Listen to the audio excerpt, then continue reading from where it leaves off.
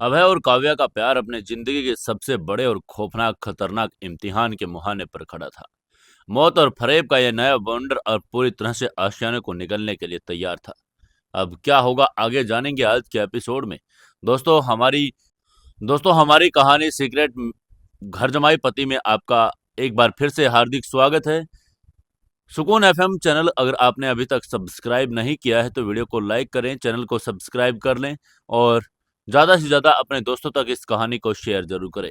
सुबह की कहानी हमारी इंस्टा मल्टी मिलियनियर वेटर आपको कैसी लगी? अगर आपको वो कहानी अच्छी लगी है तो आप हमें बताइए और हर रोज उसका एपिसोड सुबह 8 बजे आया करेगा।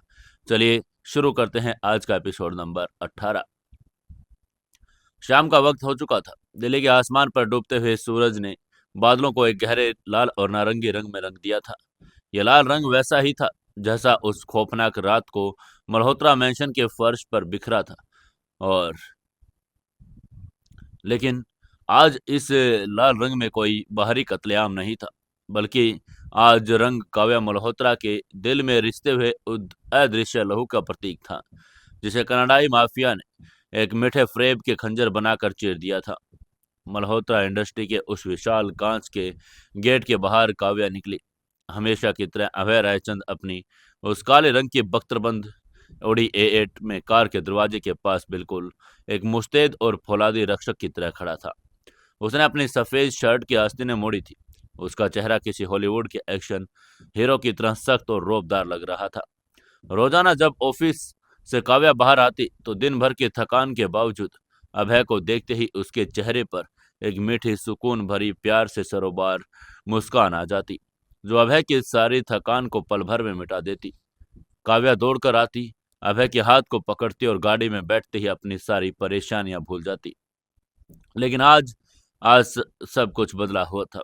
एक ऐसा बदलाव जो किसी रडार या किसी सिक्योरिटी कैमरे के कैद नहीं होने वाला था।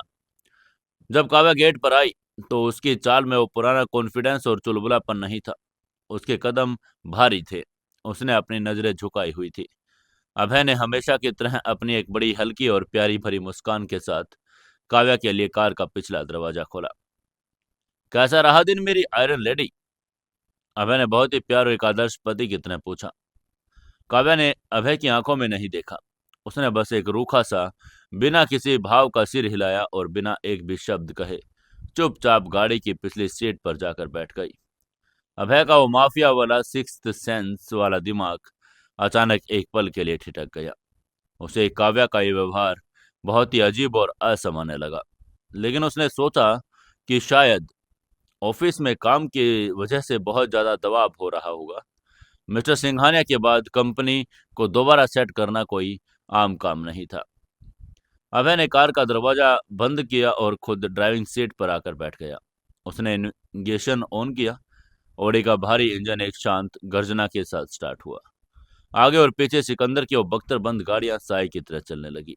उनका काफिला दिल्ली हरियाणा बॉर्डर के उन घने जंगलों वाले सीक्रेट फार्म हाउस की तरफ निकल पड़ा। सड़क पर ट्रैफिक था। बाहर की दुनिया और उस आपाधापी से भागी भागी लग रही थी। लेकिन उस विशाल शानदार और साउंड प्रूफ और एसी की ठंडी ठंडी कोडी कार के अंदर एक ऐसा भारी दम घोटू जानलेवा सन्नाटा पसरा था, जो अभय के लिए किसी गोली के लगने से भी ज्यादा खतरनाक महसूस हो रहा था। अभय कार चला रहा था। उसका एक हाथ स्टीयरिंग पर व्हील पर था और उसका आंखें रियर व्यू मिरर के पीछे बैठी काव्या पर टिकी हुई थी। रोजाना का दस्तूर ये था कि जैसे ही गाड़ी हाईवे पर आती, काव्या अपनी सीट पर खिसक कर आगे की तरफ आ जाती और अगर वो पीछे ही बैठी होती तो भी अभय के कंधे पर अपना सिर टिका देती। वो अपने दिन भर की बातें, आज लंच में क्या खाया, किस क्लाइंट ने क्या कहा, ओलिविया ने कैसी एक्टिंग की, सब कुछ चहकर एक छोटी बच्ची की तरह अभय को बताना शुरू कर देती। अभय बस चुपचाप एक सुकून भरी मुस्कान के साथ उसकी वो प्यारी बकबक सुनता रहता। वो पल अभय के लिए दुनिया के सबसे कीमती पलों में से था। लेकिन आज आज काव्या कार के बिल्कुल कोने में दरवाजे से सट कर बैठी थी। उसने अपना सिर खिड़की के उस ब्लड प्रूफ कांच के साथ टिकाया था। उसकी नजरें बाहर दौड़ते पेड़, स्ट्रीट लाइट्स, अंधेरे को घूर रही थी। उसकी दोनों बाहें उसके सीने पर कसकर बंधी थी। वो साइकोलॉजी में एक डिफेंसिव और खुद को समेटने का बॉडी लैंग्वेज होता है जैसे। गाड़ी के अंदर सिर्फ एसी की हल्की हम की आवाज आ रही थी। अभय ने एक बार फिर रियर व्यू मिरर में देखा। काव्या का चेहरा स्ट्रीट लाइट्स की रोशनी में बार बार चमक रहा था, फिर अंधेरे में डूब रहा था। उसके चेहरे पर कोई थकान नहीं थी, बल्कि एक ऐसा अजीब सा कड़कपन और एक घुटन और एक ऐसा दर्द था जिसे वो होठ भींच कर रोक रही थी। अभय ने मन ही मन में सोचा, क्या हुआ इसे? क्या ऑफिस में किसी ने कुछ कहा? क्या उस समीक्षा की ग्लोबल इंडस्ट्रीज को लेकर कोई प्रॉब्लम आई? या फिर क्या इसके सीने में दर्द वापस उभर आया? उसका दिमाग तेजी से दौड़ने लगा। जैसे ही दर्द का ख्याल आया, अभय की धड़कन रुक गई। उसने गाड़ी की रफ्तार कम की और अभय ने बहुत ही सॉफ्ट, रेशमी और फिक्रमंद आवाज के साथ पुकार कर कहा, काव्या। लेकिन आगे से काव्या ने कोई जवाब ही नहीं दिया। वो बस खिड़की के बाहर शून्य में देखती रही, जैसे उसने अभय की आवाज सुनी ही नहीं। काव्या का शरीर भले ही ओडी कार की लेदर सीट पर था, लेकिन उसका दिमाग, उसकी रूह, उसका दिल इस वक्त एक ऐसे खौफनाक और सुलगते हुए नर्क में जल रहे थे जिसे ओलिविया कुपैटो ने बहुत ही खूबसूरती से उसके मन में बो दिया था। वहीं खिड़की के बाहर देखते ही काव्या की आंखों के सामने बार बार वही तस्वीर, वही खौफनाक इमेज की फिल्म की तरह फ्लैश हो रही थी। वो तस्वीर जिसमें उसका रक्षक, उसका भगवान, उसका पति अभय रायचंद मल्होत्रा इंडस्ट्रीज के उस लाउंज में खड़ा था और उसके बिल्कुल करीब ग्लोबल इंडस्ट्री की वो बड़ी खूबसूरत, ग्लैमरस और तेज तर्रार सीईओ समीक्षा कपूर खड़ी थी। तस्वीर में समीक्षा का हाथ बहुत ही इंटीमेसी और अधिकार के साथ अभय के बालों को उसने सहलाना शुरू किया था और अभय अभय उसे रोक नहीं रहा था। अभय के चेहरे पर कोई गुस्सा भी नहीं था, बल्कि एक ऐसी सुकून भरी मुस्कान थी जो काव्या ने अभय के चेहरे पर सिर्फ अपने लिए देखी थी। काव्या के दिल के अंदर एक खामोश और दर्दनाक चीख गूंज गई थी। उसके दिल में उसने चिल्ला कर कहा, क्यों? क्यों अभय? क्यों? क्यों किया तुमने ऐसा? काव्या को याद आ रहा था कि जब पल उसने उस मौत के मुहाने से लौटकर अपनी आंखें खोली थी, तो उसे अभय का वो रोता हुआ चेहरा याद था। उसने अभय को अपना भगवान मान लिया था। उसने अपनी जिंदगी की हर एक सांस, हर अपना एक फैसला अभय के हाथों में सौंप दिया था। वो सोचती थी कि अभय की दुनिया सिर्फ और सिर्फ काव्या से शुरू होकर काव्या पर ही खत्म हो जाती है। लेकिन ओलिविया के उन मीठे और जहरीले शब्दों ने काव्या के सोचने का नजरिया ही बदल कर रख दिया। आलिया ने उससे कहा था, मर्दों का क्या ही है, वो अक्सर बाहर की खूबसूरती के जाल में फंस जाते हैं मैम। ओलिविया की वो शातिर आवाज काव्या के कानों में बार बार हथौड़े की तरह बज रही थी। काव्या का वो इनसिक्योरिटी वाला पहलू जो हर औरत के अंदर अपने प्यार को लेकर होता है, वह पूरी तरह से जाग चुका था। काव्या खुद से सवाल कर रही थी।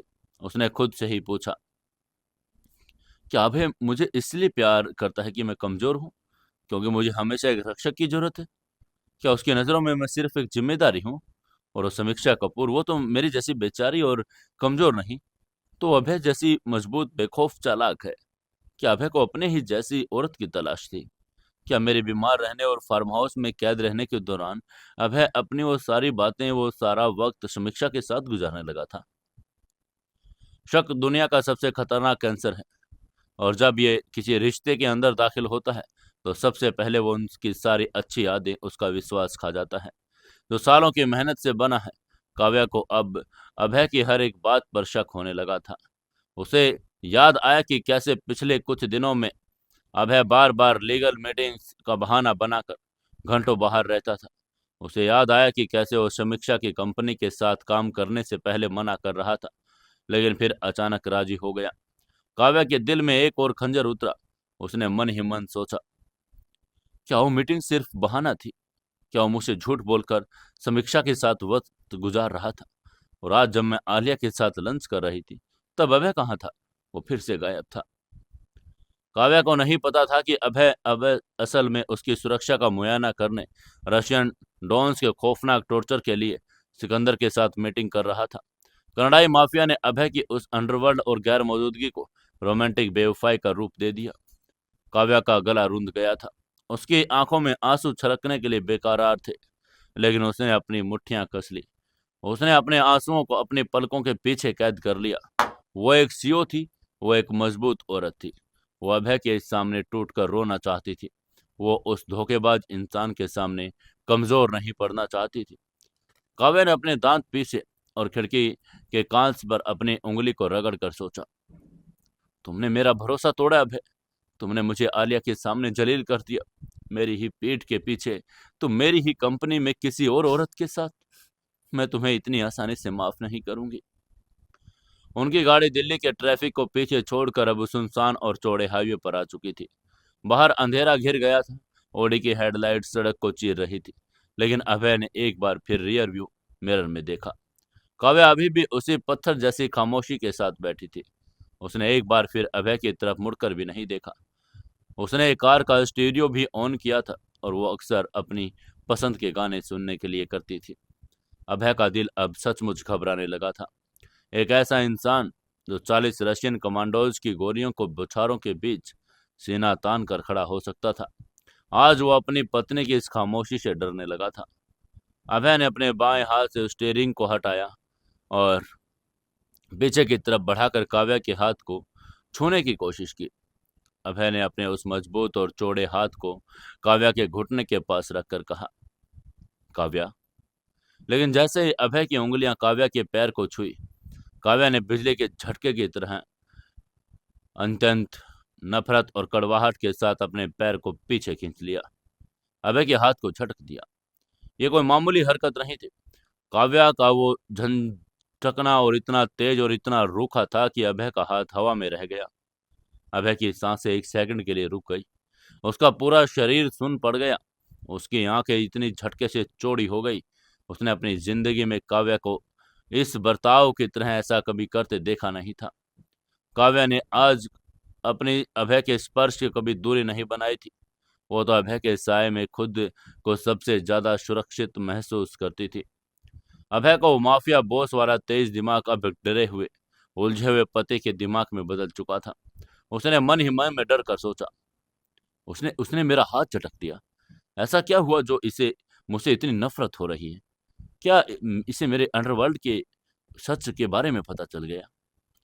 यही वो सबसे बड़ा डर था जो अभय के दिल में हमेशा बसा रहता था। उसे लगा कि शायद काव्या को उसके छोटे मालिक होने की सच्चाई पता चल गई। शायद उसे पता चल गया कि उसने मुस्तफाबाद में हाजी की हवेली पर हमला किया था। शायद उसे मार्टिन कोपैटो को उसने मारा, उसको पता चल गया। अभय के माथे पर पसीने की ठंडी बूंदें उभर आई। उसने कार को थोड़ा सड़क के किनारे की तरफ दबाकर रफ्तार कम कर ली। उसने खुद को शांत करने की कोशिश की। अभय ने खुद को दिलासा देकर मन ही मन में कहा, नहीं, ऐसा नहीं हो सकता। मैंने वो सारा काम बहुत सफाई से किया था। काव्या उस तहखाने के बारे में नहीं जान सकती। जरूर कोई और बात है, कोई ऑफिशियली बात होगी।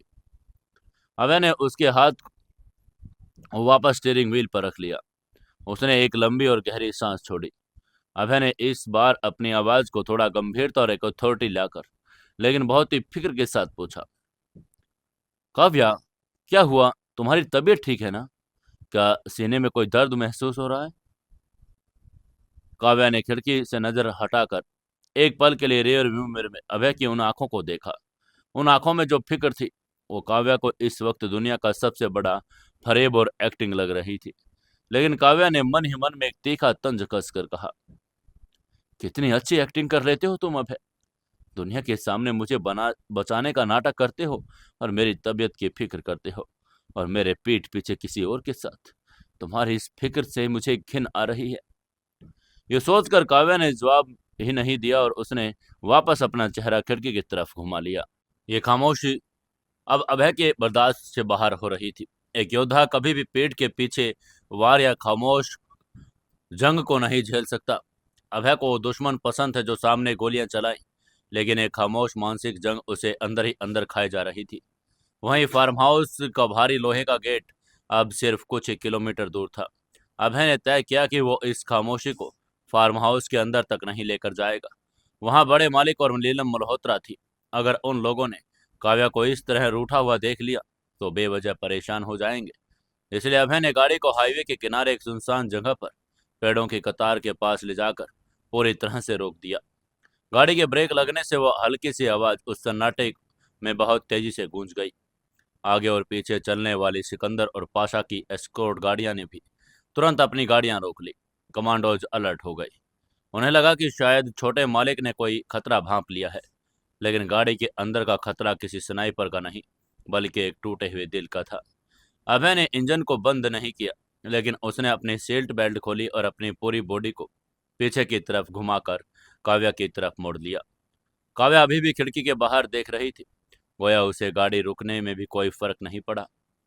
अभय ने बहुत ही सीधे, स्पष्ट और गंभीर लहजे में पूछा, काव्या क्या हुआ? तुम कब से, बल्कि जब से मैं तुम्हें ऑफिस से लेने आया हूँ, तुम मुझसे बात नहीं कर रही हो। तुमने मेरा हाथ झटक दिया, तुम मेरी तरफ देख भी नहीं रही हो। उसकी आंखों में अब बेबसी की एक जिद थी, लेकिन आगे से काव्या अभी भी खामोश रही। तब अभय ने थोड़ा सा जोर देकर कहा, काव्या, मेरी तरफ देखो। क्या तुम्हारी कोई किसी से बहस हुई? क्या ऑफिस में उस सिंघानिया के किसी आदमी ने तुम्हें परेशान किया, या फिर किसी ने तुम्हें कोई धमकी दी? मुझे बताओ काव्या, मैं उस इंसान की जुबान खींच लूंगा जिसने तुम्हें इस कदर परेशान किया है। अभय का ये रक्षक वाला रूप वो अक्सर काव्या की तकलीफ देखकर धारण कर लेता था। आज काव्या को वही रूप उसका सबसे बड़ा पाखंड लग रहा था। काव्या की बंद मुठियां कांपने लगी थी। उसके अंदर का जो ज्वालामुखी पिछले कई घंटों से खोल रहा था, वह अब फटने के कगार पर था। तब अभय ने थोड़ी आवाज में नरम करके पूछा, तुम किसी बात को लेकर नाराज हो क्या? अगर मुझसे कोई गलती हुई है या आज तुम्हें ऑफिस में ज्यादा वक्त नहीं दे पाया, तो मुझे माफ कर दो। तुम्हें पता है मुझे साइट पर भी जाना पड़ता है। साइट का नाम सुनते ही जहां समीक्षा कपूर की और उसकी तस्वीर ली गई थी, एक एक शब्द ने काव्या के सब्र के आखिरी बांध को भी पूरी तरह से तोड़ कर रख दिया और काव्या ने झटके से अपनी गर्दन अभय की तरफ मोड़ी। अभय ने जब काव्या का चेहरा देखा तो उसकी सांसें एक बार फिर अटक गई। काव्या की वो खूबसूरत बड़ी बड़ी झील आंखें इस वक्त पूरी तरह से लाल हो चुकी थी। उनमें आंसू भरे थे, लेकिन वो आंसू गिर नहीं रहे थे। उन आंखों में अभय के लिए जो प्यार, जो इबादत हमेशा नजर आती थी, आज उन आंखों में एक ऐसी भयंकर नफरत, एक ऐसा गहरा दर्द और एक ऐसा कड़वापन था जिसने अभय रायचंद जैसे फौलादी इंसान के दिल को चीर कर दो टुकड़ों में बांट दिया था। तभी काव्या ने ठंडे स्वर में कहा, तुम मुझसे पूछ रहे हो कि क्या हुआ है? काव्या की आवाज में एक ऐसी ठंडी और रूखी फुसफुसाहट थी जो चिल्लाने से ज्यादा खतरनाक थी। उसकी आवाज में कोई मिठास नहीं थी, कोई अभय वाली पुकार नहीं। वो आवाज किसी अजनबी से भी बदतर थी। आगे से अभय ने पूरी तरह से कंफ्यूज होकर कहा, काव्या, मैं सच में नहीं समझ पा रहा हूँ। प्लीज मुझे साफ साफ बताओ, किसने तुम्हें क्या कहा है? उसका माफिया वाला दिमाग इस पति पत्नी की जज्बाती पहेली को सुलझाने में पूरी तरह फेल हो रहा था। वहीं आगे से काव्या के होठों पर एक बहुत ही व्यंग्यात्मक, कड़वी और दर्द भरी मुस्कान आ गई। उसने अपनी आंखों में गिरते हुए आंसू को बहुत ही बेरहमी से अपने हाथ के पिछले हिस्से की ओर पोंछ दिया। काव्या ने एक एक शब्द को चबाकर अभय की आंखों में सीधे घूर कर कहा, तुम्हें नहीं पता क्या हुआ है? अभय ने बस ना में सिर हिलाया और काव्या ने थोड़ा आगे की तरफ झुककर अपनी उसी रूखी और नफरत भरी आवाज में दो वाक्य कहे जिसने अभय की पूरी दुनिया को हिलाकर रख दिया। उसने धीरे से कहा, तुम्हें पता होना चाहिए कि तुमने ऐसा क्या किया है। यह वाक्य नहीं था, यह एक मौत का फंदा था जो काव्या ने अभय के गले में डाल दिया। तुम्हें पता होना चाहिए कि तुमने ऐसा क्या किया। यह डायलॉग बड़ा ही खौफनाक और डबल मीनिंग चक्रव्यूह था। अभय का दिमाग बिजली की तरह दौड़ा। वो खुद से सवाल करने लगा। उसने खुद से पूछा, मैंने ऐसा क्या किया है? क्या इसे मेरे अंडरवर्ल्ड वाले सच का पता चल गया है? क्या इसे पता चल गया है कि मैंने मार्टिन कुपेटा को मुंबई में मारा, या फिर इसे उस अरावली वाले टॉर्चर सेल का पता लग गया? क्या इसने मेरे कपड़ों का खून देख लिया? क्या ओलिविया ने इसे कुछ बता दिया जो इसने नहीं जानना चाहिए था? अभय का पूरा फोकस इस वक्त अपने माफिया वाले राज पर था। उसे तो अपने और समीक्षा कपूर के उस कॉफी डेट और तस्वीर वाली बात का रत्ती भर भी ख्याल नहीं था, क्योंकि अभय की नज़र में समीक्षा एक बिजनेस पार्टनर और एक सामान्य इंसान थी। ये कनाडाई डेंजरस विंडो ओलिविया के सबसे बड़ी मास्टरमाइंड चाल थी, जिस बारे में अभय सोच भी नहीं सकता था। अभय ने अपनी आवाज को थोड़ा स्थिर करके बहुत ही संभली टोन में पूछा, काव्या, मुझे सच में नहीं पता कि तुम किस बारे में बात कर रही हो। अगर मैंने ही कुछ किया है तो जिसमें तुम्हें तकलीफ पहुंची, तो मुझे बताओ, मैं उसे ठीक करने की पूरी कोशिश करूंगा। आगे से काव्या ने कहा, कड़वी हंसी हंस कर कहा, "हं, ठीक करने की कोशिश करोगे? कुछ चीजें टूटने के बाद कभी ठीक नहीं होती अभय, खासकर भरोसा। भरोसा, ये शब्द सुनते ही अभय को लगा कि जमीन उसके पैरों के नीचे से खिसक गई। अभय ने बहुत ही जज्बाती होकर आगे बढ़कर काव्या का हाथ पकड़ने की कोशिश की। काव्या, मैंने तुम्हारा भरोसा नहीं तोड़ा। मैं तुम्हारे लिए, तुम्हारी सुरक्षा के लिए जो कुछ भी करता हूँ। लेकिन आगे से काव्या ने फिर अभय का हाथ झटक कर कहा, मेरी सुरक्षा के लिए? तुम मेरे जो ये आगे पीछे घूमने का नाटक करते हो ना अभय, ये जो मेरे रक्षक बनने का ढोंग करते हो, हाँ, मुझे इससे घिन आने लगी है। तुम अपनी इन बातों से मुझे बेवकूफ नहीं बना सकते। इस बार उसकी आवाज थोड़ी ऊंची हो गई। उसकी ये बात सुनकर अभय की आंखों में एक हल्का सा गुस्सा, एक बहुत बड़ी हैरानी उभर आई। वो इंसान जिसने एक लड़की के लिए अपने सीने पर स्नाइपर की गोली खाई, आज वही लड़की उसे ढोंगी कह रही थी। इसलिए अभय ने अपनी आवाज में वो छोटे मालिक वाली सख्ती लाकर कहा, तुम अपने होश में हो काव्या? तुम क्या कह रही हो? मैंने तुम्हारी जान। लेकिन इससे पहले कि वो अपनी बात पूरी कर पाता, काव्या ने चिल्लाकर कहा, हाँ, तुमने मेरी जान बचाई। तुमने मुझे मौत के मुंह से निकाला, ताकि तुम मुझे रोज इस तरह घुट घुट कर मरने के लिए छोड़ सको, ताकि तुम मुझे एहसास दिला सको कि मैं कितनी कमजोर बेवकूफ हूँ, जो आंखें बंद करके तुम पर भरोसा करती रही। यह कहकर उसके आंसुओं का बांध टूट गया। वहीं काव्या का रोना अभय को बर्दाश्त नहीं हो रहा था। वो काव्या को रोते हुए नहीं देख सकता था। अभय ने बड़ी बेबसी से कहा, काव्या प्लीज रो मत। मुझे साफ साफ बताओ कि मैंने क्या किया। कौन सी बात तुम्हें अंदर से खा रही है? तभी काव्या ने अपनी लाल और आंसुओं से भरी आंखों से अभय को देखा। उसे वो तस्वीर दिखाना चाहता था। वो बताना चाहती थी कि समीक्षा के साथ उसे देख लिया उसने, लेकिन एक औरत का गुरूर, एक स्वाभिमानी पत्नी का ईगो उसे ऐसा करने से रोक रहा था।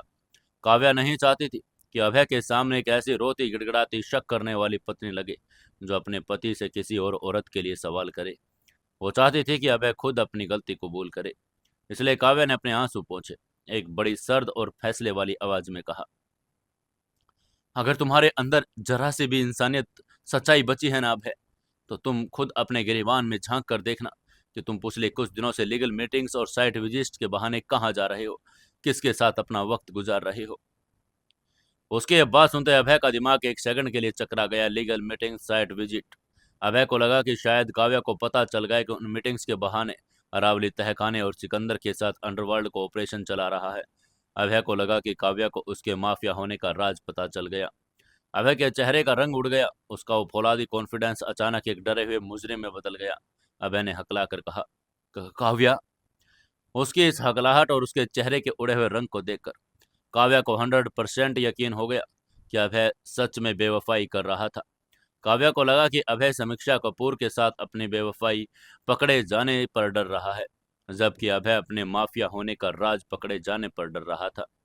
कनाडाई माफिया का यह मिसअंडरस्टैंडिंग का जाल इतना भयानक था कि दोनों एक दूसरे की आंखों में देखकर भी बिल्कुल अलग अलग कहानियां पढ़ रहे थे। अभय ने बहुत ही घबराहट और बचाव वाले अंदाज में कहना शुरू करके कहा, काव्या, मेरी बात सुनो काव्या। तुम जो कुछ सोच रही हो वैसा नहीं है। मैं मानता हूं कि मैंने तुमसे कुछ चीजें छुपाई। मैंने मीटिंग्स और साइट विजिट्स का बहाना बनाया था, लेकिन वो सब मैंने सिर्फ और सिर्फ तुम्हारी भलाई और तुम्हारी सुरक्षा के लिए किया था। मैं नहीं चाहता कि उस अंधेर और गंदी दुनिया की परछाई तुम पर पड़े। अभय अपने अंडरवर्ल्ड ऑपरेशंस की बातें मारने जा रहा था, लेकिन काव्या के कानों में कुछ और ही अर्थ निकल रहा था। काव्या का दिमाग नफरत से फटने लगा था। उसने खुद में कहा, अंधेरा, गंदी दुनिया, मतलब इसे भी पता है कि इसका उस समीक्षा के साथ अफेयर गंदा है, और ये कह रहा है कि इसने ये सब मेरी भलाई के लिए किया। एक दूसरी औरत के पास जाना मेरी भलाई कैसे हो सकती है? ये सब सोचकर काव्या ने बड़ी ही कड़वी और ताने भरी ताली बजाकर कहा, वाह अभय रायचंद, वाह, क्या शानदार दलील दी है तुमने। तुमने मुझसे झूठ बोला, तुमने मेरे पीठ के पीछे वो सब किया, और उसका इल्जाम भी तुम मेरी ही भलाई और सुरक्षा पर डाल रहे हो। तुम सच में एक बड़े शातिर खिलाड़ी हो।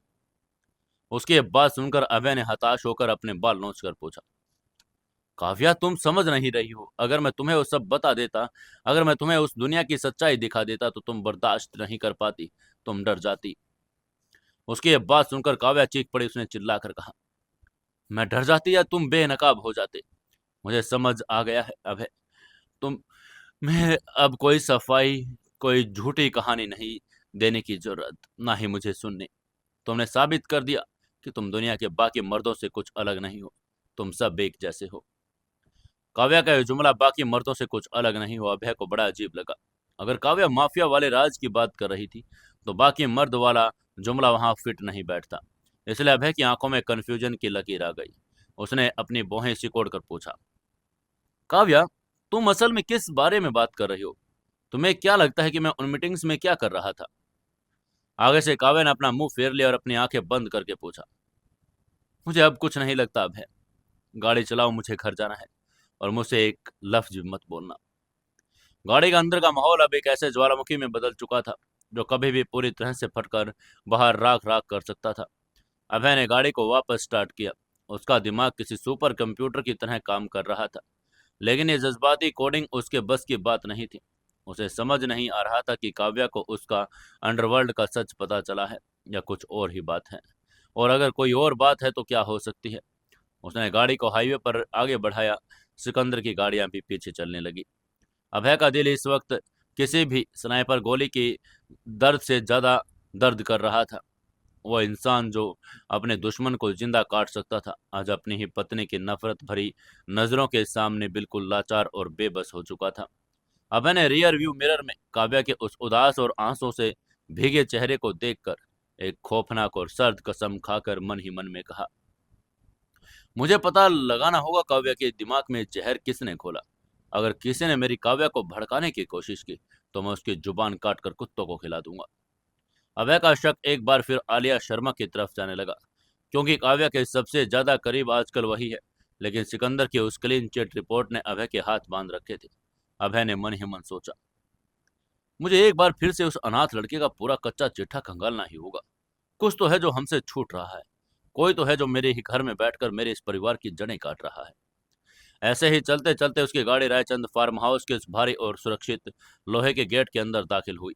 गेट के अंदर प्रवेश करते ही अभय ने गाड़ी को पोर्च में रोका। अभय कुछ बोलने वाला था। काव्या ने झटके से दरवाजा खोला और बिना अभय की तरफ नजर देखे तेजी से कदम बढ़ाकर फार्म हाउस की मेन बिल्डिंग के अंदर चली गई। अभय स्टीयरिंग व्हील पर अपना सिर टिकाए बैठा रहा।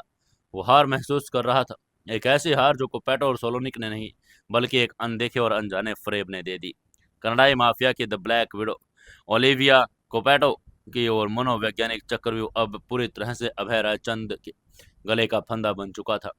काव्या को अमर प्यार अब शक की आग में जलकर नफरत में बदलने लगा था, और जब तक अभय इस फ्रेब के नकाब को नोच कर फेंके तब तक बहुत शायद देर हो चुकी होगी।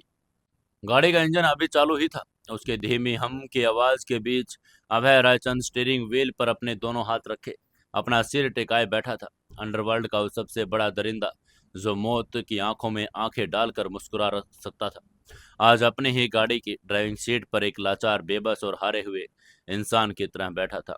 उसका दिमाग किसी सुपर कंप्यूटर की तरह उन तमाम वजहों को खंगालने की कोशिश कर रहा था जिनकी वजह से काव्या का ये बर्ताव सामने आया है।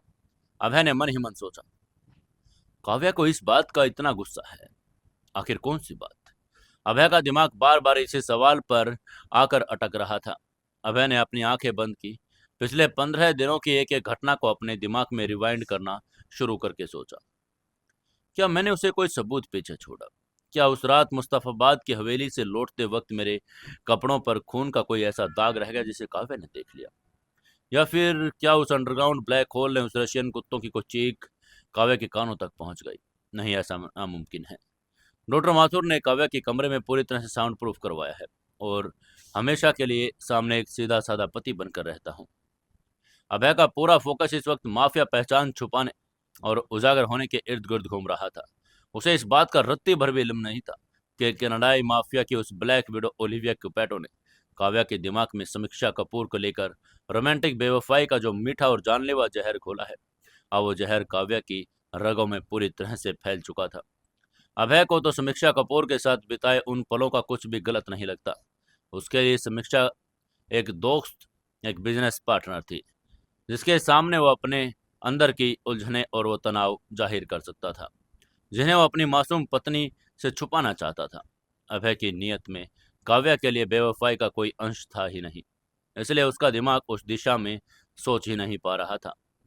अभय ने कानों में काव्या की वो कड़वी और नफरत भरी आवाज बार बार गूंजने लगी थी। काव्या ने उससे कहा था, तुम्हें पता होना चाहिए कि तुमने ऐसा क्या किया।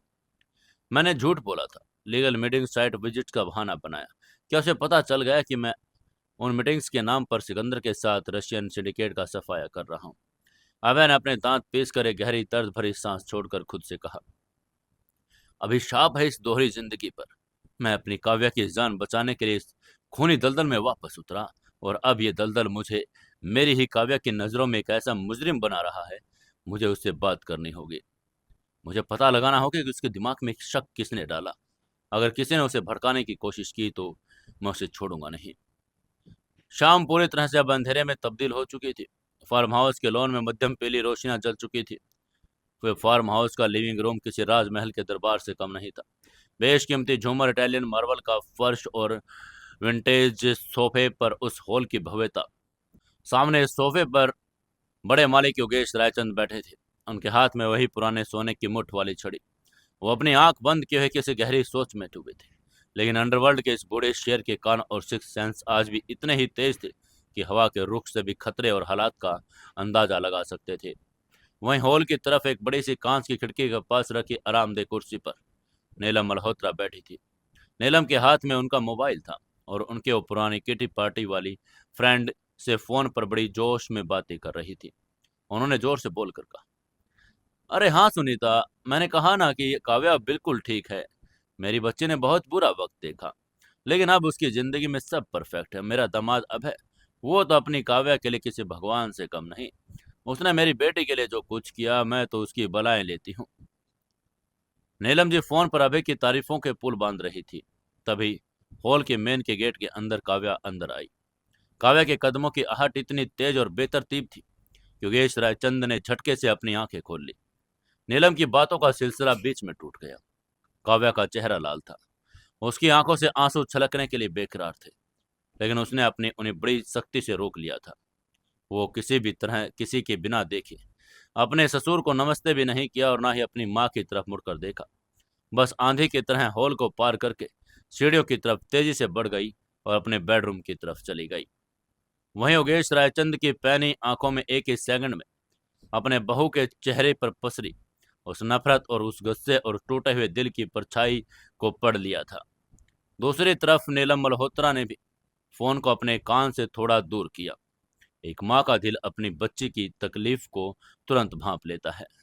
नीलम जी ने जल्दी से फोन पर कहा, सुनीता, मैं तुझे बाद में फोन करती हूँ। काव्या ऑफिस से आ गई। ये काव्या को क्या हुआ? वो इस आंधी तूफान की तरह क्यों अंदर गई?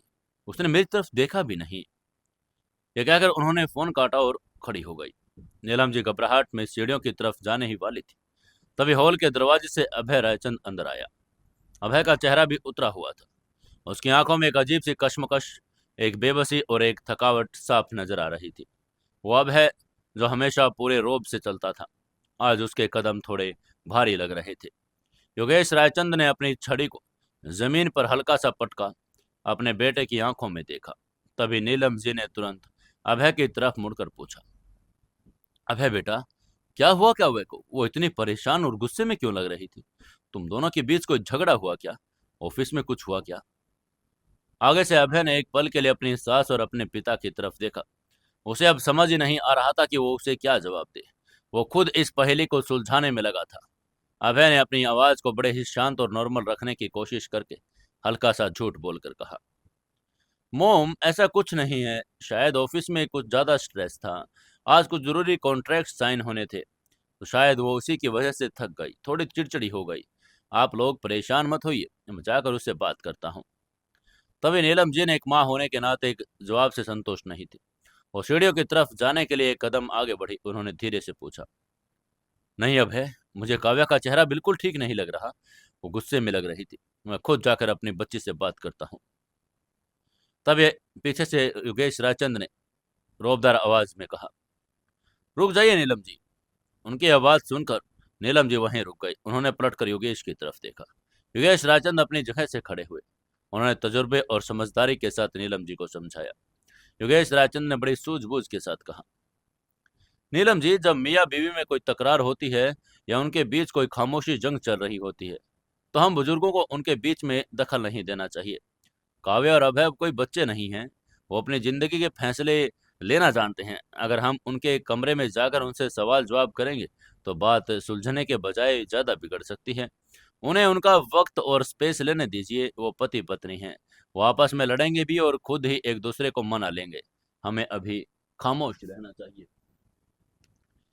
योगेश रायचंद भी इस बात को लेकर बड़ी सच्चाई और दुनियादारी का तजुर्बा उनके अंदर छुपा हुआ था। नीलम जी ने गहरी सांस ली और अपनी मातृ सुलभ चिंता को दबाकर हामी में सिर हिला दिया। नीलम जी ने कहा, आप सही कह रहे हैं भाई साहब, मैं उनके बीच में नहीं जाऊंगी। योगेश रायचंद ने अपनी नजरें अभय पर टिका दी। उन नजरों में एक पिता की वो शक्ति थी जो बिना लफ्जों के बहुत कुछ कह रही थी। योगेश रायचंद ने बहुत ही अर्थपूर्ण लहजे में कहा, जाओ अभय, अपनी पत्नी के पास जाओ। जो भी उलझन है, जो भी गलत फहमी है, उसे आज रात ही सुलझा लेना। रिश्ते जब शक या गुस्से की आग में जलते हैं तो उनकी राख बहुत दूर तक उड़ती है। उसे मना लो। उनके बात सुनकर आगे से अभय ने सिर झुकाकर कहा, जी पापा। ये कहकर वो भारी कदमों से उन घुमावदार सीढ़ियों पर चढ़कर अपने और काव्या के उस आलीशान मास्टर बेडरूम की तरफ गया। वहीं उधर फार्म हाउस के सबसे ऊपरी मंजिल पर बने मास्टर बेडरूम का दरवाजा काव्या ने अंदर से जोर से बंद कर लिया था। हालांकि उसने लॉक नहीं लगाया था। कमरे के अंदर का नजारा किसी आलीशान महल से कम नहीं था। किंग साइज बेड, मखमली पर्दे, कीमती पेंटिंग्स, एक बड़ी सी बालकनी। लेकिन आज काव्या को इस कमरे की खूबसूरती नजर ही नहीं आ रही थी। उसका कमरा एक पिंजरा लग रहा था, फ्रेम का पिंजरा। काव्या ने अपना हैंडबैग पूरी ताकत से सोफे पर दे मारा और चिल्लाकर कहा, धोखेबाज। काव्या के मुंह से एक सिसकी के साथ ये लफ्ज निकला। वो कमरे में इधर उधर चक्कर काटने लगी। उसकी सांसें तेज चल रही थी। उसका दिल इतनी जोर से धड़क रहा था कि उसके अपने कानों में ही अपनी धड़कनों की आवाज सुनाई दे रही थी। उसकी आंखों के सामने बार बार ओलिविया के फोन में देखी गई वो तस्वीर किसी बुरे सपने की तरह घूम रही थी। उसने मन ही मन में खुद से कहा, अभय और समीक्षा कपूर एक साथ उस लाउंज में, इतने करीब। उसकी आंखों में वो सुकून जो मेरे लिए रहता था, वो सब झूठ था, वो सब एक दिखावा था। ये सोचकर काव्या की आंखों में अब आंसुओं की धार बह निकली। उसने अपने दोनों हाथों से अपना चेहरा छुपा लिया और फर्श पर घुटनों के बल बैठ गई। एक औरत दुनिया का हर दर्द बर्दाश्त कर सकती है। वो गोलियां खा सकती है, मौत के मुहाने से लड़कर वापस आ सकती है। लेकिन जब उसके प्यार और उसके भरोसे को किसी दूसरी औरत की परछाई छू लेती है तो उसका वो दर्द किसी भी मौत से ज्यादा भयानक होता है। काव्या को वो सारे पल याद आने लगे जब अभय ने उसे अपनी बाहों में लेकर कसम खाई थी कि वो दुनिया में सिर्फ और सिर्फ काव्या से प्यार करता है। उसे वो पल याद आया जब मुस्तफाबाद के उस हमले में उसे नहीं पता कि सिंघानिया से लड़ने के लिए जो बनाया गया था, अभय ने अपनी जान की बाजी लगा दी थी। काव्या ने रोते हुए फर्श पर अपनी मुट्ठी मार कर कहा, तुमने मेरी जान तो बचा ली अभय, लेकिन तुमने मेरी रूह को मार दिया। तुम मुझे धोखा कैसे दे सकती हो? अगर तुम्हें मुझसे प्यार ही नहीं था, तो अगर तुम्हें मैं कमजोर लगती थी, तो तुमने मुझे उसी रात मरने क्यों नहीं दिया? क्यों तुमने मेरे लिए इतना बड़ा रक्षक बनने का नाटक किया? क्यों तुम उस समीक्षा के साथ? काव्या का पूरा वजूद इस शक और इस धोखे के एहसास से टूटकर बिखर रहा था। ओलिविया कुपैटो का वो मीठा जहर अब काव्या के खून की हर एक बूंद में मिल चुका था। ओलिविया ने काव्या को सबसे अच्छी दोस्त बनकर साइकोलॉजी की जो चाल चली थी, वह अपनी पूरी कामयाबी पर थी। काव्या अब अभय को एक हीरो नहीं बल्कि एक फरेबी और झूठा इंसान मान चुकी थी। तभी कमरे के दरवाजे का हैंडल पर एक हल्की सी क्लिक आवाज आई। दरवाजा धीरे से खुला। अभय रायचंद कमरे के अंदर दाखिल हुआ। कमरे के अंदर कदम रखते ही अभय ने देखा काव्या फर्श पर बैठी हुई है। उसके कंधे पर रोने के वजह से कांप रहे हैं। अभय का दिल जैसे किसी ने मुट्ठी में लेकर जोर से भींच दिया। वो अपनी पत्नी के इन आंसुओं को बर्दाश्त नहीं कर सकता था। उसका सारा माफिया डॉन वाला खौफ, वो सारी फौलादी ताकत इस कमरे के दहलीज के बाहर छूट गई। इस वक्त वो सिर्फ और सिर्फ एक ऐसा पति था जो अपनी पत्नी की तकलीफ देखकर तड़प रहा था। अभय ने तेजी से चलकर काव्या के पास आकर धीरे से कहा, काव्या। ये कहते हुए उसने घुटनों के बल बैठकर काव्या के कंधों पर अपने हाथ रखे और उसे उठाने की कोशिश की। लेकिन आगे से काव्या ने एक झटके के साथ अभय के हाथों को अपने कंधे से हटाकर कहा, छोड़ो मुझे। उसकी आवाज में जो नफरत और आग थी, उसने अभय को एक पल के लिए पीछे धकेल दिया। इसके काव्या बाद में झटके से खड़ी हुई और अभय से कई कदम दूर जाकर खड़ी हो गई। उसने अपने आंसुओं को बेदर्दी से पोंछा और लाल गुस्से से भरी आंखों से अभय को घूरा। काव्या ने अपनी उंगली दिखाकर एक बड़ी सख्त और एक कड़वी आवाज में कहा, मुझसे दूर रहो अभय रायचंद। मुझे छूने की कोशिश मत करना। तुम्हारे इन हाथों से, तुम्हारे इस फिक्र से अब मुझे घिन आती है। अभय ने उसकी बात को दोहराकर धीरे से कहा। घिन आती है? काव्या, तुम ये क्या कह रही हो? तुम अपने होश में तो हो? मैंने ऐसा क्या कर दिया कि तुम मुझे इस तरह जलील कर रही हो? गाड़ी से लेकर यहां तक मैं तुमसे बस यही पूछ रहा हूं कि मेरी गलती क्या है। ये कहकर अभय खड़ा हो गया। उसे समझ नहीं आ रहा था कि आखिर उसने ऐसा कौन सा गुनाह कर दिया जिसकी इतनी बड़ी सजा उसे मिल रही है। अभय की आवाज में अब थोड़ी सी झुंझलाहट और एक लाचारी आ चुकी थी। तभी काव्या ने व्यंग्यात्मक हंसी हंसकर कहा, तुम्हारी गलती, तुम्हारी सबसे बड़ी गलती यह है कि अभय, तुम सोचते हो कि तुम बड़े खिलाड़ी हो। तुम्हें लगता है कि तुम दुनिया को, खासकर मुझे, अपनी सिक्योरिटी मीटिंग्स और भलाई वाली झूठी कहानियों के जाल में फंसाकर बेवकूफ बनाते रहोगे। लेकिन तुम भूल गए अभय, झूठ की उम्र बड़ी छोटी होती है। उसके बाद सुनकर अभय का दिमाग फिर से उस दिशा में दौड़ पड़ा, माफिया और अंडरवर्ल्ड। अभय ने मन ही मन खौफनाक और घबराहट भरी सांस लेकर सोचा, इसे सब पता चल गया। इसे पता चल गया मीटिंग से नाम पर लोगों को मार रहा था। हम इसे रशियन माफिया और उस टॉर्चर सेल का पता चल गया। ओलिविया किसी ने इसे कुछ नहीं बताया। ये सोचकर अभय ने अपने चेहरे पर एक बहुत ही गिल्टी वाला बचाव लाया और अभय ने कदम आगे बढ़ाकर नरम लहजे में कहा, काव्या, मेरी बात तो सुनो। लेकिन काव्या, मेरी नीयत को समझ लो। मैंने जो कुछ भी किया वो सिर्फ और सिर्फ तुम्हें बचाने के लिए किया। मैं तुम्हें उन खौफनाक चीजों से, गंदी दुनिया से दूर रखना चाहता हूँ। अगर तुम्हें सच में बता देता तो तुम डर जाती, तुम बर्दाश्त नहीं कर पाती।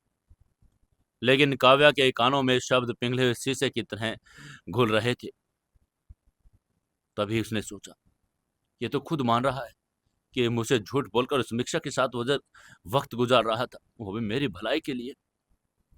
काव्या बार बार चीख रही थी। उसने तभी चिल्लाकर कहा, तुम कितने गिरे हुए इंसान हो बे। तुम अपने उस गंदे और घटिया काम को, उसने उस झूठ को भी मेरी ही भलाई का नाम दे दिया। अभय ने अपनी भौहें सिकोड़कर एक बहुत ही कंफ्यूज आवाज में पूछा, काव्या, तुम क्या बोल रही हो?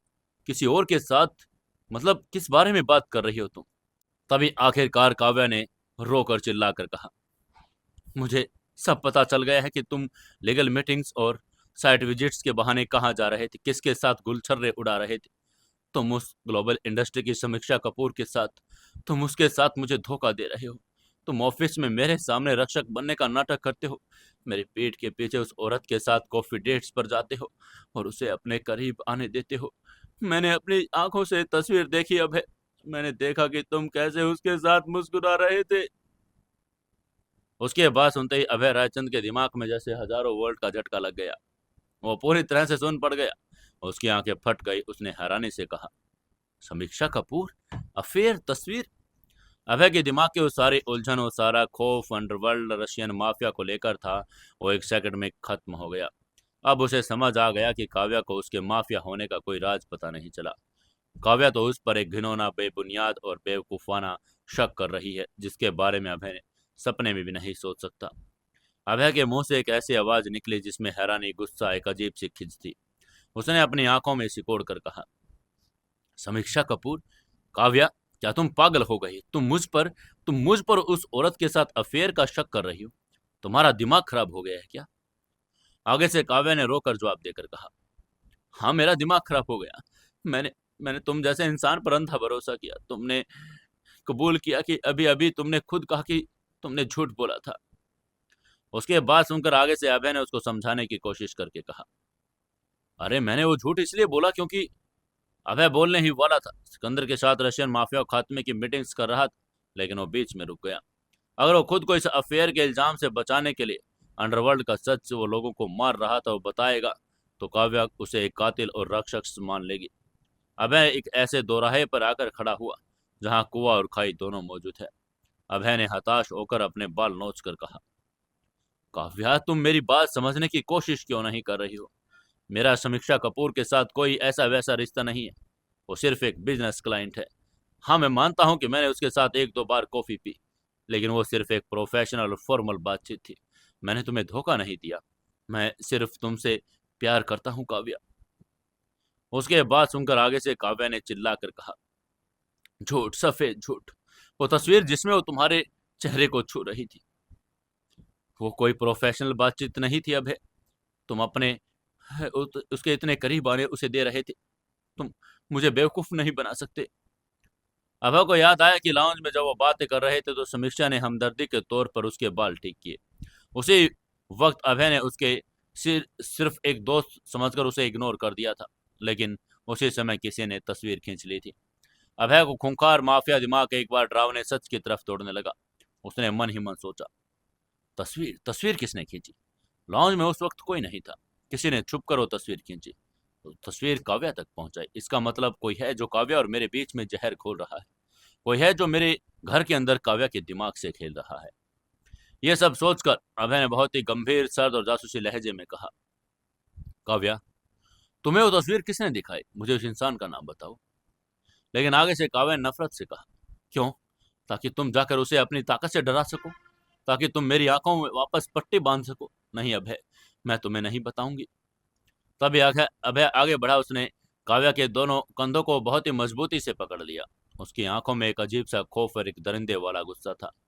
उसने काव्या की आंखों में देखकर कहा, काव्या प्लीज, ये एक अजीब और बड़ी साजिश है। तुम समझ नहीं रही हो। हमारे बीच कोई नफरत पैदा करना चाहता है। मुझे नाम बताओ काव्या, किसने तुम्हें वो तस्वीर दिखाई है? आगे से काव्या ने अभय की आंखों में वो गुस्सा देखा। उसे लगा कि अभय अपनी चोरी पकड़े जाने पर उस इंसान को मारना चाहता है जिसने उसका सच सामने लेकर आया। इसलिए काव्या ने छटपटाकर अभय के चंगुल से छूटने की कोशिश करके कहा, छोड़ो मुझे अभय, मुझे दर्द हो रहा है। उसकी ये बात सुनकर आगे से अभय ने तुरंत अपना हाथ हटा लिया। उसे एहसास हुआ कि गुस्से में अपनी ताकत का इस्तेमाल ज्यादा कर रहा है। तभी काव्या ने रोकर अपना मुंह फेर कर कहा, मुझे तुम्हारे साथ अब एक सेकंड भी नहीं रहना। तुमने मेरे प्यार का मजाक बनाया है। तुमने मेरी पीठ में खंजर घोंपा है और मैं आज ही इसी वक्त ये कमरा छोड़कर जा रही हूँ। मैं तुम्हारे साथ एक भी बिस्तर पर नहीं सो सकती। ये कहते हुए काव्या मुड़ी और तेजी से वार्डरोब की तरफ जाने लगी ताकि वो अपने कपड़े निकाल कर गेस्ट रूम में जा सके। वहीं अभय उसे पीछे से देखता रहा। उसकी दुनिया जिसे बचाने के लिए उसने खून की नदियां बहा दी, वो आज एक तस्वीर और एक झूठ की वजह से ताश के पत्तों की तरह ढह रही थी। उसने काव्या की तरफ देखकर धीरे से कहा, काव्या, मैं कसम खाता हूं मैंने तुम्हें कोई धोखा नहीं दिया। लेकिन अगर तुम मुझ पर शक करना चाहती हो तो तुम कर सकती हो, मैं तुम्हें रोकूंगा नहीं। अभय की आवाज में अब कोई शक्ति नहीं थी, वो एक टूटे हुए इंसान की आवाज थी। अभय ने एक लंबी सांस ली। उसका वो रक्षक वाला रूप अब एक ऐसे शिकारी में बदल चुका था जिसे अपने छिपे हुए शिकार की गंध आ चुकी थी। अभय ने अपना फौलादी और सर्द आवाज में कहा, लेकिन काव्य, मैं उस इंसान को जरूर ढूंढ निकालूंगा जिसने तुम्हारे दिमाग में जहर घोला। और जब मुझे वो इंसान मिलेगा तो मैं उसे मौत नहीं दूंगा। मैं उसे वो नर्क दिखाऊंगा, खुद अपनी मौत की भीख मांगेगा। उसकी आवाज पूरे कमरे में गूंज रही थी। अपनी बात करते हुए अभय मुड़ा और बिना एक शब्द कहे उस मास्टर बेडरूम का भारी दरवाजा खोलकर बाहर निकल गया। दरवाजा बंद होते की आवाज काव्या के दिल पर किसी हथौड़े की तरह वो फूट फूट कर रोने लगी। उधर अभय रायचंद सीढ़ियां उतरकर फोन पर सिकंदर को ढूंढ रहा था। उसकी आंखें अब खून की तरह लाल हो चुकी थी। उसे समझ आ गया कि दुश्मन ने उसके अभेद्य किले में एक साइकोलॉजिकल होल बना दिया है। ओलिविया कुपैटो की मिसअंडरस्टैंडिंग चाल कामयाब जरूर हुई, लेकिन उसने अभय रायचंद के अंदर के सोए खूंखार परफेक्शनिस्ट शिकारी को पूरी तरह से जगा दिया था। अब यह जंग सिर्फ गोलियों की नहीं थी, यह फ्रेब, दिमाग और खौफ का शतरंज थी। जहां अभय रायचंद अपने ही घर में छुपे उस कनाडाई सांप की गर्दन कुचलने के लिए निकल चुका था। अभय सीढ़ियां उतर रहा था। उसके कदम भारी थे, लेकिन उसकी आंखों में अब कोई बेबसी, लाचारी नहीं थी। एक योद्धा जब अपनी भावनाओं से हारता है तो वो टूटता नहीं, बल्कि एक ऐसे सर्द और प्रलयंकारी हैवान में बदल जाता है जिसे सिर्फ और सिर्फ दुश्मन का खून चाहिए होता है। काव्या के वो आंसू और नफरत, वो टूटा हुआ विश्वास अभय के दिल में एक खंजर की तरह चुभ रहे थे। इस खंजर को घोंपने वाले उस अदृश्य हाथ की तलाश अब अभय का सबसे बड़ा और खूनी जुनून बन चुका था। फार्म हाउस के नीचे बने उस सीक्रेट कमांड सेंटर में अभय दाखिल हुआ। वहां कई स्क्रीन जल रही थी। रात के 2 बज चुके थे, लेकिन रायचंद एम्पायर का खुफिया नेटवर्क कभी नहीं सोता था। सिकंदर एक बड़ी सी स्क्रीन के सामने कुछ ऑपरेशंस का मुआयना कर रहा था। जैसे ही सिकंदर ने छोटे मालिक को अंदर आते देखा तो उसके चेहरे के भाव तुरंत बदल गए। अभय का चेहरा किसी साक्षात यमराज की तरह सख्त, सर्द और खौफनाक लग रहा था। अभय की आवाज उस कमांड सेंटर की खामोशी में एक भयंकर बम के धमाके की तरह गूंजी। सिकंदर! सिकंदर तुरंत अलर्ट हो गया। उसने तुरंत आगे आकर कहा, जी छोटे मालिक। तब अभय ने सिकंदर के पास आकर अपनी खोनी और सनी हुई लाल आंखों से सिकंदर की आंखों में घूर कर अपना प्रलयंकारी फरमान सुनाकर कहा, मल्होत्रा इंडस्ट्रीज के उस लाउंज की आज से 2 दिन पहले की मुझे एक एक सेकंड की सीसीटीवी फुटेज चाहिए। मुझे उस लाउंज के बाहर के कॉरिडोर, पार्किंग और लिफ्ट के सारे रिकॉर्ड चाहिए। मुझे उस बिल्डिंग में मौजूद हर एक कर्मचारी, हर एक डायरेक्टर और हर एक सिक्योरिटी गार्ड के मोबाइल फोन का पूरा डेटा एक्सेस चाहिए। अब एक सांस में बोलता जा रहा था। उसकी मुट्ठियां इस कदर कसी हुई थी कि पोरों के खून से रिसाव होने लगा। तभी सिकंदर ने घबरा कर कहा, छोटे मालिक, क्या हुआ? क्या कोई नया खतरा? अभय की आंखों के पास रखी एक भारी लोहे की कुर्सी पर उसने लात मारकर दूर मारकर दहाड़ कर कहा, खतरा हमारे घर के अंदर घुस चुका है सिकंदर। उसके लात मारने से दीवार पर कुर्सी जाकर चकनाचूर हो गई। उसने चिल्लाकर कहा, किसी कमीने ने छुपकर मेरी और ग्लोबल इंडस्ट्री की उस सीईओ की एक तस्वीर खींची। एक ऐसी तस्वीर जिसे बहुत ही गलत एंगल से लिया गया और वह तस्वीर मेरी काव्या तक पहुंचा दी गई। काव्या के दिमाग में जहर घोल दिया गया कि मेरी उस औरत के साथ कोई अफेयर है। उसकी ये बात सुनते ही सिकंदर का दिमाग सुन पड़ गया। अंडरवर्ल्ड का जल्लाद तुरंत समझ गया कि यह कोई आम कॉरपोरेट पॉलिटिक्स नहीं, एक बहुत ही हाई लेवल और साइकोलॉजिकल वारफेयर है, जो सीधे छोटे मालिक की सबसे बड़ी ताकत काव्या मैडम पर किया गया है।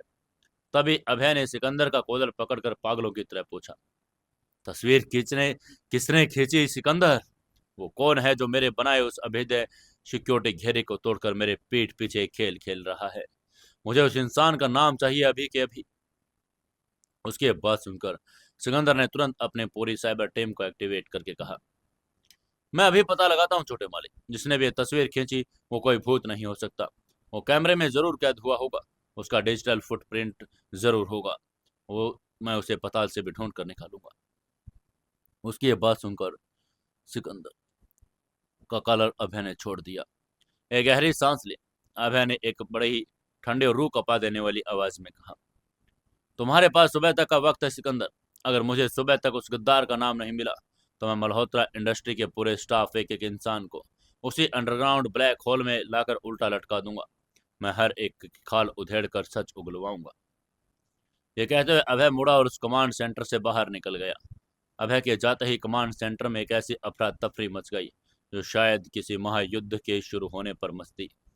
तभी सिकंदर ने दहाड़ कर कहा, पाशा, रंगा हैकर्स को लाइन पर लो। ऑर्डर सुनते ही रायचंद एम्पायर के सबसे शातिर और खूंखार हैकर्स, जो दुनिया के किसी भी सर्वर को चंद मिनटों में हैक कर सकते थे, वो तुरंत मल्होत्रा इंडस्ट्री के सिक्योरिटी ग्रिड में पहुंच गए। और पूरी रात सर्द कमांड सेंटर में सिर्फ कीबोर्ड्स की खटखट खटखट स्क्रीन की नीली रोशनी चमकती रही। तभी चीफ हैकर ने स्क्रीन की तरफ इशारा करके कहा, सिकंदर भाई, ये रही लाउंज की उस दिन की फुटेज, दोपहर के 2:15 की। उसकी बात सुनकर सिकंदर और पासा स्क्रीन के बिल्कुल करीब आ गए। फुटेज में साफ दिख रहा है कि अभय रायचंद समीक्षा कपूर कॉफी पीते हुए बात कर रहे हैं। फिर समीक्षा अपना हाथ आगे बढ़ाती है और अभय के बालों को ठीक करती है। ये देखते ही सिकंदर ने हुक्म देकर कहा, वीडियो को जूम करो, लाउंज के चारों तरफ के कैमरे चेक करो। जिस एंगल से तस्वीर खींची गई वह एंगल लाउंज के बाहर वाले कॉरिडोर के शीशे की तरफ से बनता है। वहां कौन था उस वक्त? तभी हैकर्स ने तुरंत कॉरिडोर के कैमरों फुटेज को उसी टाइम स्टैम्प्स पर प्ले किया, लेकिन सिकंदर ने झटके से पीछे हटकर कहा, ये क्या बकवास है? आगे से कॉरिडोर के कैमरे की फुटेज में उस खास 5 मिनट के दौरान सिर्फ स्टैटिक यानी झिलमिलाहट आ रही थी। कैमरे कुछ सेकंड के लिए ब्लैंक हो गए थे। तभी पाशा ने गुस्से में पूछा, कैमरा खराब कैसे हो गया? ये सब देखकर चीफ हैकर ने माथे पर पसीना आ गया। उसने पसीने पसीने होकर कहा, कैमरा खराब नहीं हुआ पाशा भाई। किसी ने इस कैमरे के लूप को बड़े ही परफेक्शन के साथ हैक किया था। ये एक ऐसा वायरस डाला गया जिसने ठीक उसी वक्त कैमरे को 5 मिनट के लिए स्लीप मोड में डाल दिया, जब वह तस्वीर खींची जा रही थी। फिर कैमरा वापस नॉर्मल हो गया। सिकंदर का दिल जोर से धड़कने लगा। सिकंदर ने हार न मानते हुए वाईफाई और सेलुलर नेटवर्क चेक करे। जिसे भी तस्वीर खींची होगी उसने वो तस्वीर काव्या मैडम या किसी को भी भेजी होगी। उस वक्त का डेटा ट्रैफिक करो। वहीं हैकर ने पूरी बिल्डिंग का डेटा खंगाल मारा। उन्होंने लाखों ईमेल्स, व्हाट्सएप मैसेज और सर्वर ब्लॉग्स को चेक किया, लेकिन नतीजा सिर्फ तभी हैकर ने हार मानकर कहा, भाई, जिसने भी ये किया है वो कोई आम इंसान या कंपनी का एम्प्लॉय नहीं। उसने डार्क वेब के एनक्रिप्टेड चैनल्स का इस्तेमाल किया है। कोई आईपी एड्रेस नहीं है, कोई डिजिटल फुटप्रिंट नहीं। उसने अपना काम इतने परफेक्टली किया कि किसी के कानों कानों खबर नहीं हुई। वो साय की तरह आया, तस्वीर खींची और बिना कोई सुराग छोड़े गायब हो गया। वहीं सिकंदर और उसके टीम भूत को ढूंढने की कोशिश कर रहे थे। वो असल में कनाडाई माफिया की सबसे खतरनाक कातिल अमेलिया कुपैटो थी। अमेलिया कोई सड़क छाप गुंडी नहीं थी। वह एग्जीक्यूटिव मैनेजर बनकर मल्होत्रा इंडस्ट्री के सिस्टम के बिल्कुल दिल में बैठ गई थी। उसने वो तस्वीर अपने फ़ोन से नहीं ली, बल्कि एक बड़ी छोटे हाई टेक मैक्रो कैमरे से खींची, जिसे उसने पहले अपने कोट के बटन में छुपा लिया था। जब उसने वो तस्वीर ली थी तो ओलिवे को भेज दी थी, और उसने वो वाईफाई का इस्तेमाल भी नहीं किया। उसने एक कस्टमाइज्ड ब्रस्ट ट्रांसमिशन का इस्तेमाल किया, जो रडार को चकमा दे कर कनाडाई सैटेलाइट्स के जरिए ओलिविया के उस फोन में पहुंच गया। ओलिविया ने कोई सबूत पीछे नहीं छोड़ा। ये एक ऐसा मखमली और अदृश्य फ्रेब था जिसे दुनिया का कोई हैकर भी नहीं पकड़ सकता था। रात ढलती जा रही थी, सुबह होने वाली थी। सिकंदर ने अपनी पूरी ताकत लगा दी थी। उसने काव्या मैडम की पर्सनल सिक्योरिटी में लगी उन फीमेल एक्स कमांडो से पूछताछ की, लेकिन किसी ने भी लाउंज के आसपास किसी को नहीं देखा। सिकंदर ने अपना माथा पकड़ लिया। तभी सिकंदर ने निराशा और एक गहरी उलझन के साथ कहा, छोटे मालिक मुझे छोड़ेंगे नहीं। दुश्मन हमारे घर में घुसकर हमारी रानी के दिमाग में जहर घोल रहा है। हम ये नहीं पता लगा पा रहे कि वो दुश्मन कौन है। इसी समय उधर मास्टर बेडरूम में रात किसी खौफनाक और न खत्म होने वाले अजाब की तरह गुजर रही थी। काव्या ने खुद को अंदर से लॉक कर लिया था। वो पूरी रात नहीं सोई। वो बिस्तर पर सिकुड़ कर बैठी थी और उसके आंसू थकने का नाम नहीं ले रहे थे। उसने दिल में अभय के लिए जो प्यार था, वो अब धोखे और नफरत और भारी पत्थरों के नीचे दब कर बैठ गया था। दरवाजे के ठीक बाहर, उसे ठंडे और शांत कॉरिडोर में, अभय रायचंद फर्श पर बैठा हुआ था। उसने पूरी रात और दरवाजे के पर बाहर गुजार दी।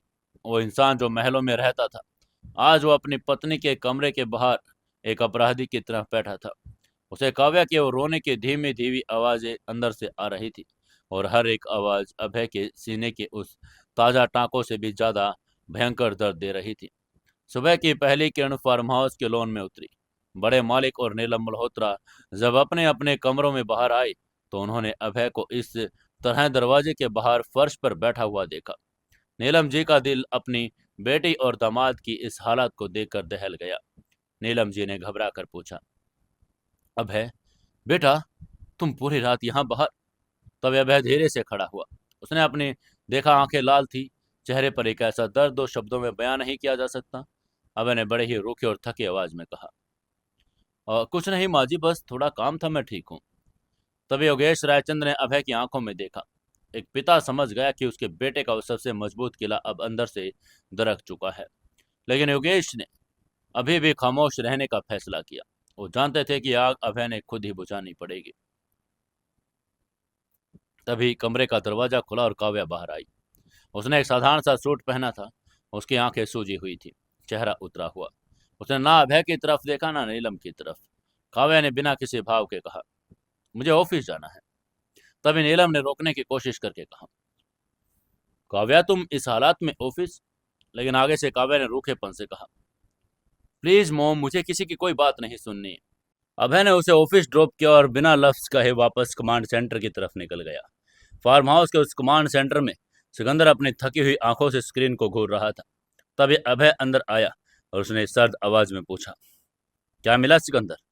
उसकी ये बात सुनते ही सिकंदर का सिर शर्म और बेबसी से झुक गया। उसने अपनी भारी आवाज में कहा, छोटे मालिक, मुझे माफ कर दीजिए। मैंने अपनी पूरी ताकत लगा दी, लेकिन मुझे कोई सबूत नहीं मिला। उस इंसान ने कोई भी डिजिटल फुटप्रिंट नहीं छोड़ा। वो हैकिंग इतने हाई लेवल की थी कि उसे ट्रेस करना नामुमकिन है। अभय ने अपनी आंखें बंद कर एक लंबी सांस छोड़ी। उसने सिकंदर पर कोई गुस्सा नहीं किया, क्योंकि वो जानता था सिकंदर से बेहतर कोई काम नहीं कर सकता। अगर सिकंदर को ही कुछ नहीं मिला तो इसका मतलब दुश्मन बहुत शातिर और अदृश्य है। इसलिए अभय ने धीरे से कहा, कोई बात नहीं सिकंदर, अगर वो डिजिटल दुनिया में नहीं मिल रहा तो हम उसे असली दुनिया में ढूंढेंगे। वो इंसान जो कोई भी है काव्या के बड़ा करीब है, वो काव्या के दिमाग से खेल रहा है। ये कहकर अभय तो चला गया, लेकिन सिकंदर का वो अंडरवर्ल्ड जल्लाद वाला ईगो इस हार को बर्दाश्त नहीं कर पा रहा था। सिकंदर ने हैकर्स को बाहर भेज दिया, खुद बड़ी स्क्रीन के सामने बैठ गया। सिकंदर ने अपने सालों के तजुर्बे को याद कर कर मन ही मन सोचा, अगर दुश्मन टेक्नोलॉजी से हमसे आगे है तो हम टेक्नोलॉजी को छोड़कर इंसान की फितरत को पकड़ेंगे। यह सोचकर सिकंदर ने मल्होत्रा इंडस्ट्री के पिछले 15 दिनों के सारे सीसीटीवी फुटेज को फास्ट फॉरवर्ड करके देखना शुरू किया। वो कोई फोन कॉल कैमरा नहीं हैक ढूंढ रहा था, वो लोगों को ढूंढ रहा था। वो ये देख रहा था कि इन 15 दिनों में काव्या मैडम के सबसे करीब कौन आया है, कौन है जो उनके दिमाग पर असर डाल रहा है। घंटों तक फुटेज देखने के बाद सिकंदर की आंखों के सामने एक पैटर्न उभरा, एक चेहरा जो हर वक्त हर जगह एक इमोशनल पल में भी काव्या मैडम के इर्द गिर्द साय की तरह नजर आ रहा था। और वो चेहरा था आलिया शर्मा, मतलब ओलिविया कुपैटो। तभी सिकंदर ने उस फुटेज को थोड़ा धीमे किया। शुरुआत में सिकंदर ने अभय की तरह उस आलिया को क्लीन चिट दे दी, लेकिन उसका बैकग्राउंड साफ था।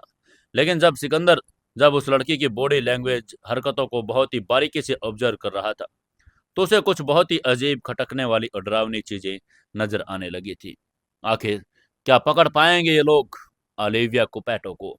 क्या होगा इनका पर्दाफाश? जानेंगे अगले एपिसोड में। तब तक के लिए देखते रहिए सुकून एफएम को। अगर आपने अभी भी सब्सक्राइब नहीं किया है तो जल्दी से सब्सक्राइब कर ले। वीडियो को लाइक, शेयर और कमेंट करके जरूर बताएं कि आपको कहानी कैसी लग रही है।